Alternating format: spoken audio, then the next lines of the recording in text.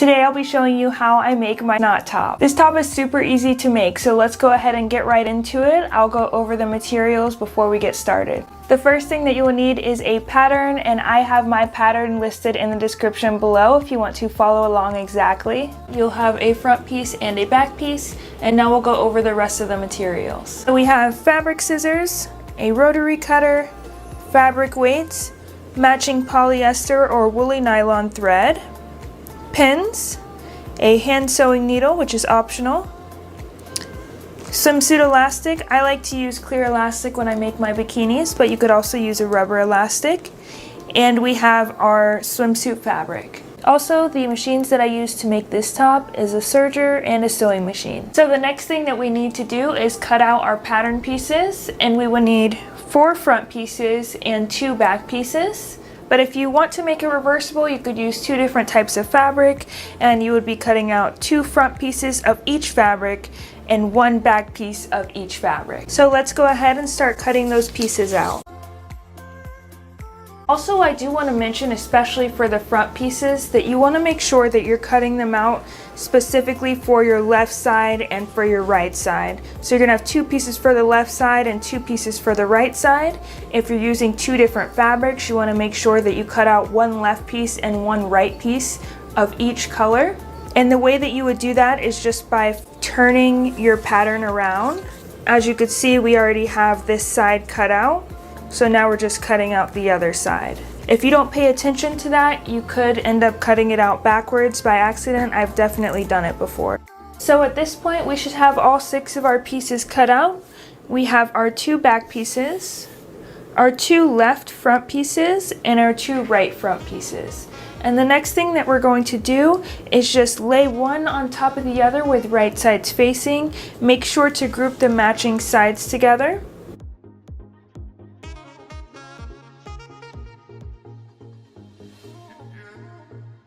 So we've grouped one side with our 2 right sides facing and the other side, and do the same for the back pieces.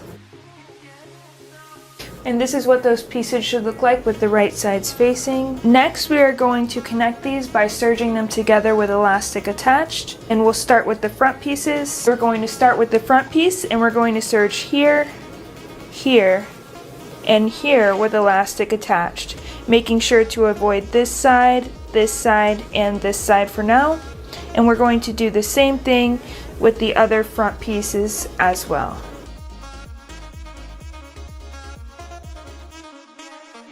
Now we have our 2 back pieces with right sides facing, and we're going to serge them with elastic as well. We're going to serge here, here, here, and here with elastic attached, making sure to avoid these 4 sides. And we'll go ahead and get started on that now. And here's what the back piece looks like with the serged edges and the elastic attached. So this is what your 2 pieces should look like after you serge the edges with the elastic attached. And now I'm just going to serge these ends without any elastic attached. You could serge them up and down just like this, or you can go in at an angle. I like to go in at an angle. And now I'm just going to create a hole in this bottom seam here. You could either use fabric scissors or a seam ripper to do this, but you're just going to create a hole about 1 inch wide, just large enough for you to turn your piece right side out when needed. And we just finished serging these ends, and now we have our back piece with the hole in the seam and our 2 front pieces, and now we're just going to turn all of them right side out. Now we have all 3 of our pieces turned right side out, and now we are just going to align our open sides with our top pieces on top of the back piece. So these will go together and these will go together. Now we are going to pin them all down one at a time by placing one of the open sides directly inside of the other.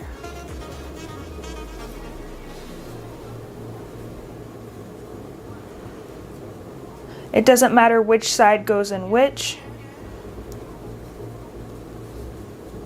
Once you have it inside, go ahead and pin it down.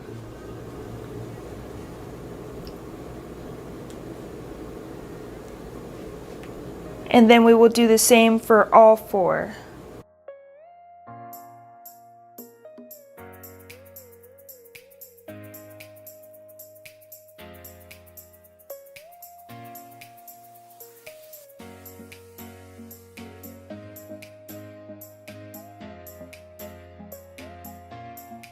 So we have all of our open sides pinned together, but we're going to connect these sides together one by one.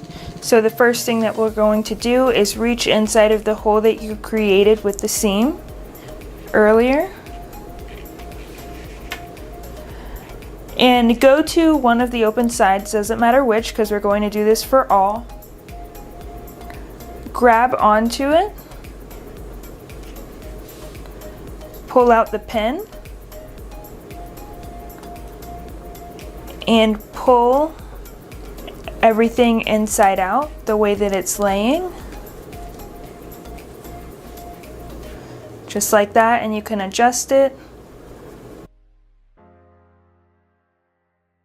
And once you have it lined up pretty evenly, you can go ahead and pin it down again.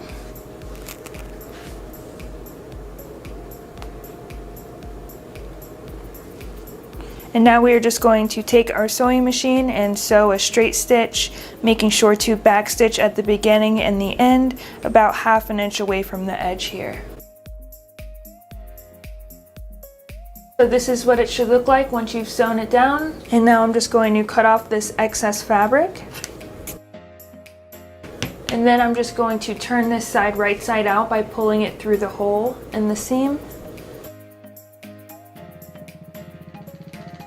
And this is what that side should look like once you turn it right side out. And now we're going to do the same process with the other 3 pinned sides.